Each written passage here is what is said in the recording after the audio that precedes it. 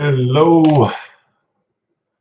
Hopefully, you have been listening to some of the things. If this is your first time listening to this podcast, the one-on-one coaching, um, welcome. Hopefully, you check out some of the other videos and audio, or however you're listening to this. Um, Today, I just wanted to touch very briefly on a book I've been reading. It's called Right Now, the Mastering the Beauty of the Present Moment, and it's by Steve Chandler, who's a coach, one of the best coaches in the United States, maybe in the world.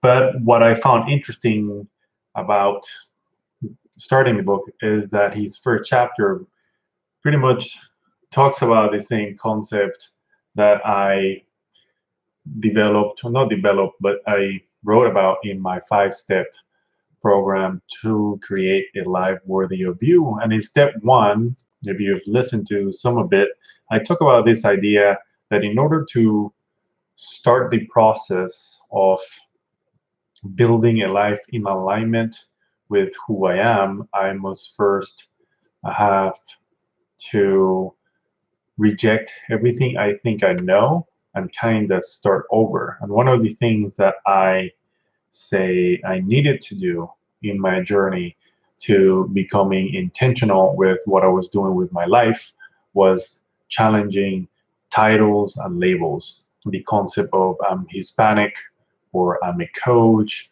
or I'm an actuary, or I'm arrogant, or any other labels that you want to use is something that he touches on here. And there's a phrase that he mentions in regards to an example of someone describing themselves as shy. But if you take the shy label away, you could rephrase the sentence he uses and state it as the label has to be thought of and then maintained. And it was an interesting concept in the sense that the label only exists if we allow it to exist. And not only do we have to allow it, we also have to put in a lot of effort to maintain it. An example of this could be someone that says, I'm from New York, and New Yorkers are straight shooters and they just tell you the truth and they don't care about who you are. They're just going to tell you whatever they're thinking, and that's the way I am, and you either take it or leave it.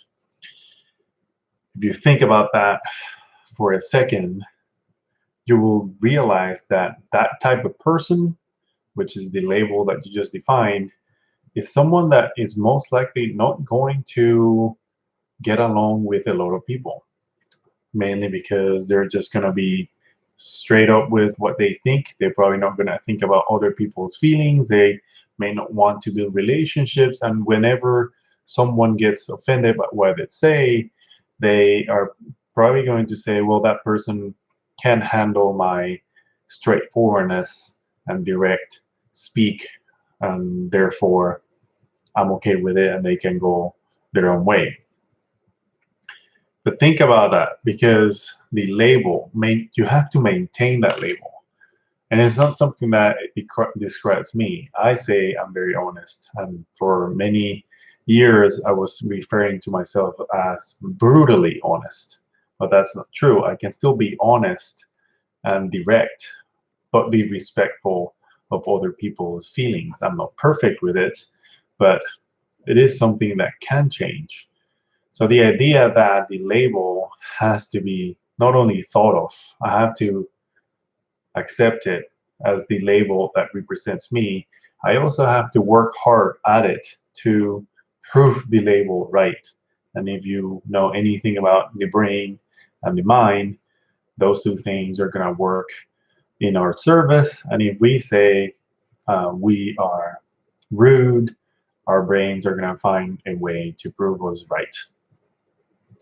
I think the exercise here is to pay attention to the labels that you're using and understand that whether it's a true description of who you are and how you act.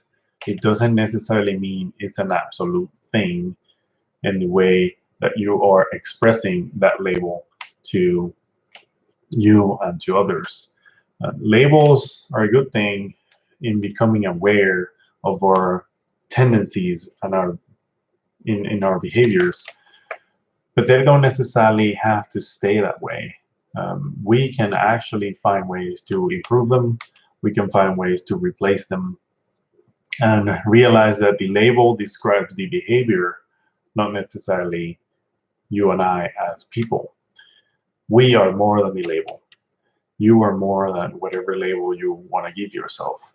The label may help you connect with other people, but it doesn't really define you because you can always pick a new label. It's kind of like one day you liked Android phones, and the next day you switched to iPhones and you stuck with iPhones even though you were an Android person. It doesn't really matter.